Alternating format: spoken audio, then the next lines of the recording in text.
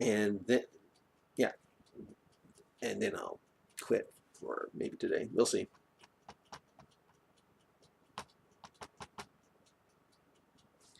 Daniel sighed and handed the phone to Sally. As Sally returned to the lower bunk, then said, "She thinks I'm going to. She thinks I'm going to screw your brains out." Yeah. Daniel sighed and handed the phone to Sally. As Sally returned to her lower bunk, then said, she thinks I'm going to screw your brains out and wants to talk with you. She still doesn't seem to trust me with you at all. Oh, well. Are you going to screw my brains out? Sally asked, batting her big blue baby blues at Daniel. God send me to hell if I do, said Daniel with a serious look in his eyes. Sally put the phone to her mouth and said, hello.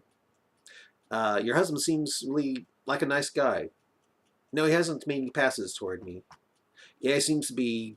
Yeah, he seems to find me attractive. I got a nice voice. Thank you. No, he really hasn't made passes. So far, he seems to be, as he says. He said, God send me to hell if I do. What? Oh, I was trying to get away from my boyfriend. Yes, Robin is his name. I hope Daniel will get me to a place where I can take a bus to Santa Monica. Yes, that's where I'm from. What I think of Daniel. He seems like a nice guy. Am I attracted to him? Well, he's got a nice personality, it seems. Anything else? He anything else? He talks a lot. Do I like that? Well, he's not boring to me. No, I won't be making any sexual moves on him. What? What do you mean? Is he crying now? Why would he be? Oh, because I won't be making the moves on him. I can't see if he's crying or not. He's on his laptop just listening to. As Sally and Seiko talked on, Daniel looked at Sally's MySpace page. A few minutes later, the talk about with Seiko ended, and another conversation with Daniel went on and on as Seiko talked about how her day went. As she talked on, Daniel thought to himself, so her boyfriend's name is Robin Wood? Sally Woods and Robin Wood. That's a coincidence. When Daniel said, I love you, they hung up. He then asked Sally, well, what did you think of her? Inquisitive, isn't she? Gad, did you have to be so truthful with her? I mean, even I was wanting to have sex with myself when you were done describing me to her. Uh, and I'm not even a lesbian. And I'm not even a lesbian. Sally said with concern. Yes, I had to be truthful with her, said Daniel. If your spouse finds you untruthful in just one little matter, they start feeling insecure in their lives, like they could be living a lie. How can they trust? How can they even trust you? How can they ever trust you completely with with anything else if they catch you lying with with a little lie? I even let Seiko know that I sometimes think of having sex with other girls when I'm making love with her. You tell her that? Sally shouted with a great shock.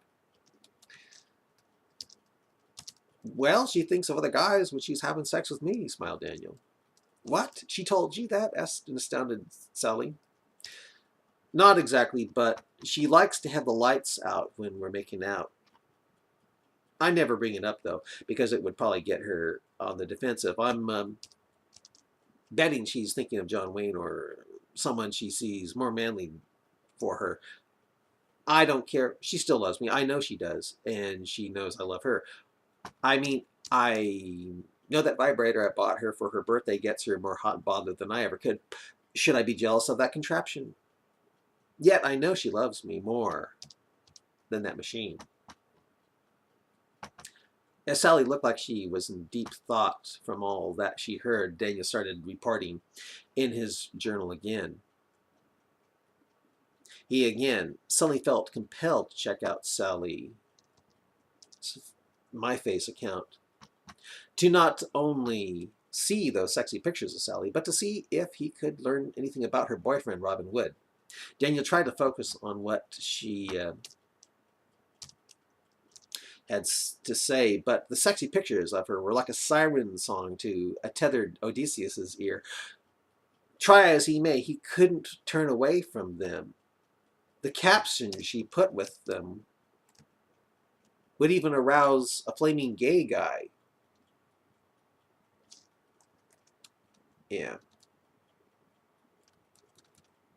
Flaming gay guy. Lucky ostrich feather, Daniel mumbled to himself. Strange, thought Daniel, on seeing other pictures. He fought to keep a level, spiritually minded head over the other that was now fully engorged. God, don't make me out to be a liar to my wife, he prayed, feeling fear that the animal might win out over the spirit after all.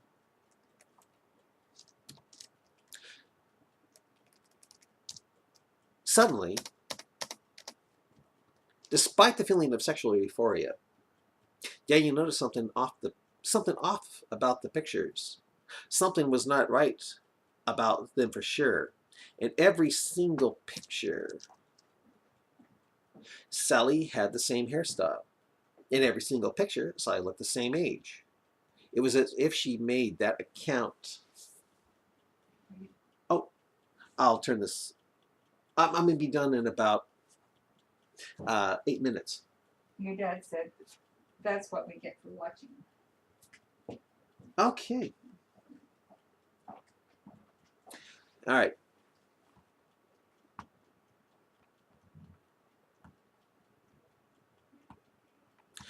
Yeah, suddenly, despite the feelings of sexual euphoria, Daniel noticed something off about the pictures. Oh, yeah. Something off about the pictures.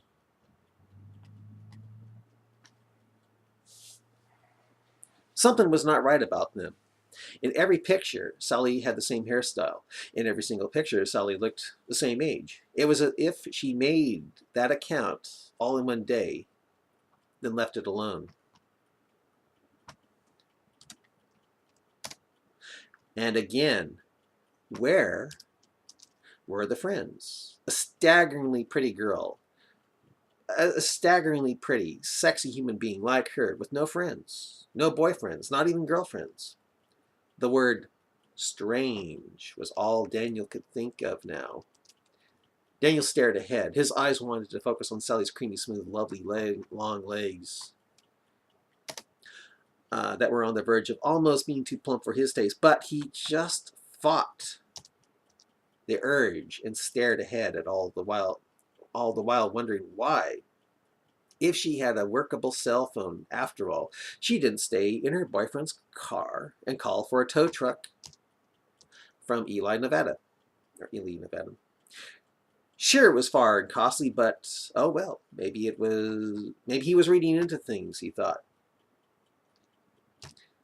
Daniel started tapping on his computer, hitting any letter at random. He then went back to his computerized diary and started typing, hitting the save button a lot. He placed a CD into the laptop. He'd place a CD into the laptop, burn his diary onto it, take it out of the laptop, and place it in a special open compartment up above the top bunk. He'd then take a flash drive and download what he was saying onto that. The tapping went on into the night. So far, Daniel heard no snoring from Sally. Maybe she's too young and in shape to snore, Daniel wondered. An hour of typing and burning turned into 2 hours, then 3. In the 4th hour, Sully asked, "Man, do you ever sleep?" Daniel stopped typing. He then said, "As the old saying goes, it takes a special breed to be a truck driving man. Actually, I do. The thing is, though, I've been through so much today that I still feel jazzed. It's not often that I escaped death from Muslims and invite a cute babe into my truck all in one day. Such stuff has give me a lot to write about, a lot to think about. But does my typing bother you? I'll stop if it does. So I thought about it and said no. Suddenly, her phone made music again. The text message? Asked Daniel. There was a pause. Sally then said, yes. Are you going to find out what he said? Asked Daniel, typing away on his laptop. Sally read the message but didn't say anything.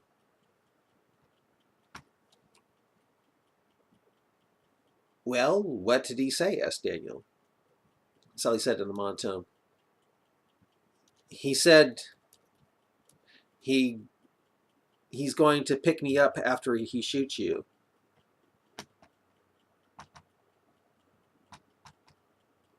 Daniel smiled and said, thinks I want to cheat on my wife by hooking up with you, does he?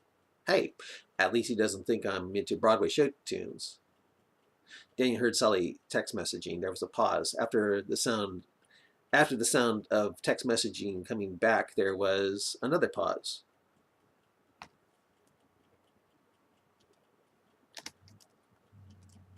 Sally text message back again. After another long pause, the sound of returning text messages came back. There was no response from Sally, and there was no more sound of another text message. Daniel then asked, well, are you going to go back to him? If he's going to kill me, he should become Muslim first. It will serve him right. Daniel suddenly heard the sound of crying. He looked down over his bunk, saw Sally crying with her hands covering her eyes. Daniel, feeling really concerned, said, well, the guy is really bothering you, isn't he? You don't have to go back to him. You're young, very pretty, and you can get some guy far better than that bastard. Believe me. Sally didn't say anything. Her hands continued to cover her eyes as she cried. Just sleep on it. He won't come and kill me. If I survive what I went through today, I bet I'll even survive him. Well, God willing, I will. I'll leave it up to God whether or not, whether I do or don't nowadays. Another hour went by and Daniel was still typing away on his computer. Daniel stopped and said, man, it's going to be dawn soon. I don't know what it is, but I just can't sleep. How about you? And Daniel continued to hit letters on his laptop. Dawn on the bunk, down on the bunk below, Sally started crying again. She then nearly shouted, you can't be what you appear to be. You can't be what you appear to be. You are a liar, a filthy, evil liar. Everything you said about Allah's apostle is a lie. Sally lifted her magnum, pulled back the hammer, and shouted, Allahu Akbar. Blam, blam, blam, with the magnum up at the bunk Daniel was laying in. The noise of the magnum in the truck cab was deafening. When the ringing in Sally's ears faded, a coldness began to settle around her. She felt horrible. I gotta stop you here.